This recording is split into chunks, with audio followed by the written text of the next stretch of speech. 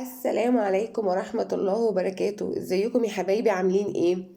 الجو شتا بقى، وحبيت اعمل معاكم حاجة حلوة خفيفة كده، ويكون سكرها قليل، وتكون حاجة مفيدة ليكي وللأطفال. يعني الحاجات اللي بتيجي من بره دي فيها كمية سكر بجد ما تتاكلش. اعملي الحاجات دي بإيديكي احسن.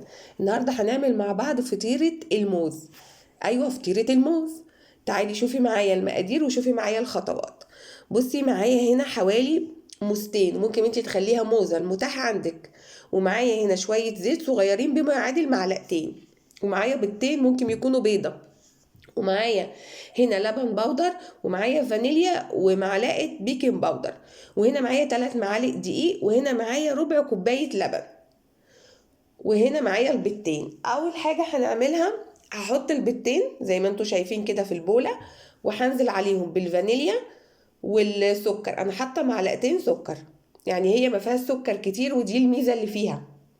الحاجات بتيجي من بره فيها كميه سكر رهيبه. هنا هعملهم بالمضرب اليدوي. هقلب البيضتين بالفانيليا بالسكر. وبعد كده هضيف عليهم اللبن والزيت. حاجة انت اعمليها في ايديكي وانت تتحكمي في كمية السكر عشان اولادك. وحاجة خفيفة لو عايزة تفطري بيها تتعشي بيها. بجد طعمها رائع. هنا هنزل بربع كوباية اللبن، هي مش مكلفة. هي ما فيهاش حاجات كتير. وهنا بشوية الزيت بما يعادل معلقتين زيت كبار. يبقى حطيتي ربع كوباية لبن، معلقتين زيت، البيضتين وممكن يكونوا بيضة، مع معلقتين السكر مع الفانيليا. وبعد كده هنزل ب3 معالق دقيق كبار. بصوا يعني ما فيهاش اي حاجه، ما فيش مكلفه خالص. وبعد كده هنزل باللبن البودر معلقتين، والبيكنج باودر معلقه. لو ما فيش لبن بودر ما تحطوش، استغني عنه عادي يعني. وصفة مش مكلفة خالص، وطعمها لذيذ وللأطفال رائعة. بص، أنا جبت الطاسة بتاعتي، أنا هشتغل على البوتاجاز من فوق. حطيت من هنا شوية سكر. ليه يا نودي حطيتي سكر؟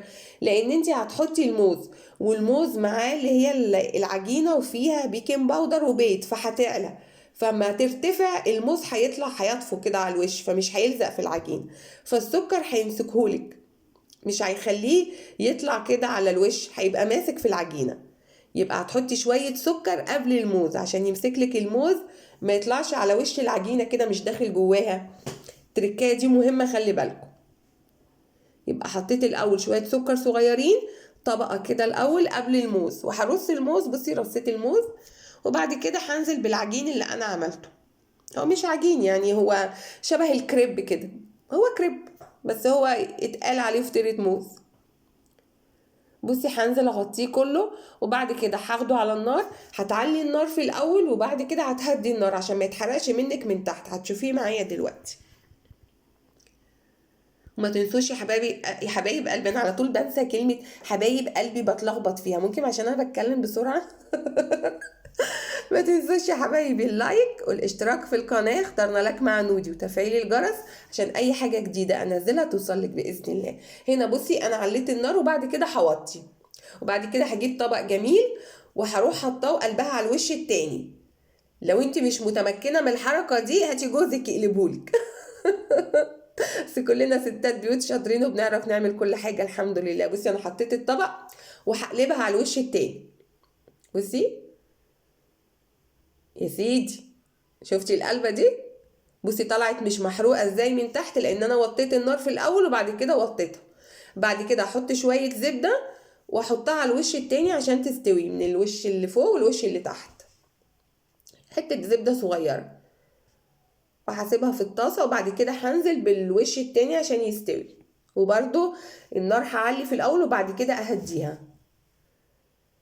كيك يعني الفطيرة دي سهلة وبسيطة، وسكرها قليل، وفيها بصي كلها حاجات مغذية للأطفال. موز، لبن، دقيق، بيض، مش الحاجات اللي بتشتري من بره فيها كميات سكر فظيعة ما تتاكلش بصراحة. هنا هحطها على الوش التاني. ويكفي ان انت بتعملي الحاجة دي لولادك بايديك. الاطفال بتفرح جدا بالحاجات دي لما يكونوا واقفين جنبك كده في المطبخ وانت بتعملي لهم حاجة. الاحساس ده رائع. بصي هنا طبعا بعد ما خلصت انا وريتها لك في الاول، هي طالعه شكل فطيره. انا قطعتها على شكل مثلثات شبه البيتزا كده. بصي وحطيت عليها من فوق سكر باودر. وبالشوكة بصي بوريها لك ازاي تعمليها الصبح مع الفطار، ليكي تغيير مع كوباية الشاي، فنجان القهوة. بصي التسوية من فوق ومن تحت، والموز بقى طعمه رائع رائع رائع، حاجة طبيعية فالسكر كتير، عاملاها بايديكي. بصي الجمال، بوريها لك من فوق ومن تحت. تعملي كوباية الشاي بتاعتك او فنجان القهوة للفطار الصبح، سريع عليكي بعد ما اولادك يروحوا المدرسة. وبالهنا والشفا يا حبايبي للي يجربها. لايك